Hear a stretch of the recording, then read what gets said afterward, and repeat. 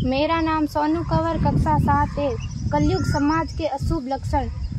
कुटुंब कम हुआ, संबंध कम हुआ, प्रेम कम हुआ, मर्यादा कम हुई, लाज लज्जा कम हुई, विनम्रता कम हुई, समर्पण कम हुए, पुस्तक वाचन कम हुआ, खान पान की शुद्धता कम हुई, बाल कम हुए, कपड़े कम हुए, नींद कम हुई, घी मक्खन कम हुआ, पीतल तांबे के बर्तन कम हुए, भाई भाई का प्रेम कम हुआ, सत्य कम हुआ, अतिथि कम हुए, धैर्य कम हुआ, श्रद्धा और विश्वास कम हुआ, बड़ों का सम्मान कम हुआ और भी बहुत कुछ कम हुआ, जिससे जीवन सहज था, सरल था। संतान को दोष न दे।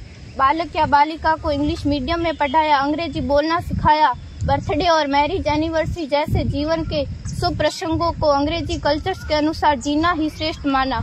माता पिता को मम्मी डैड कहना सिखाया। जब अंग्रेजी कल्चर से परिपूर्ण बालक या बालिका बड़ा होकर आपको समय नहीं देता, आपकी भावनाओं को नहीं समझता, आपको तुच्छ मानकर आपसे जुबान लड़ाता, जब आपको बच्चे में कोई संस्कार नजर नहीं आता, तब घर के वातावरण को गमगीन किए बिना, संतान को दोष दिए बिना एकांत में जाकर रो लीजिएगा, क्योंकि पुत्र या पुत्री की पहली वर्षगांठ से ही भारतीय संस्कारों के बजाय, मंदिर जाने के बजाय केक कैसे काटा जाता है, यह सिखाने वाले आप और अम्मी है। जब बच्चा पहली बार घर से बाहर निकलता है तो प्रणाम और आशीर्वाद के बदले बाय बाय कहना सिखाने वाले आप और अम्मी है।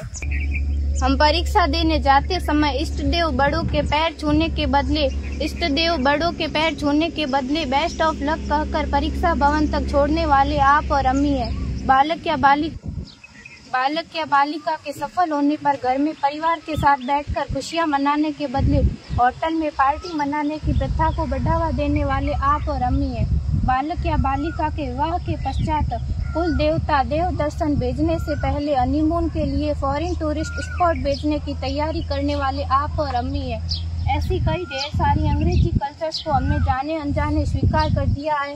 अब तो बड़े बुजुर्गों के पैर छूने में भी शर्म आती है। गलती किसकी? मात्र आपके माता और पिता की। अंग्रेजी अंतर्राष्ट्रीय भाषा है से काम का जेतु सीखना है, अच्छी बात है, लेकिन इसकी संस्कृति को अपने जीवन में उतारने की तो कोई बाध्यता नहीं थी।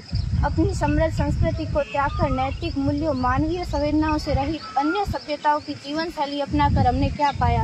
अवैध संबंध, टूटते रिश्ते, व्यसन युक्त धन, थके हारे मन, छल भरे रिश्ते, अनुशासनहीन संतानें, असुरक्षित समाज। एक बार विचार जरूर कीजिएगा कि संस्कारवान पीढ़ी क्यों आवश्यक है।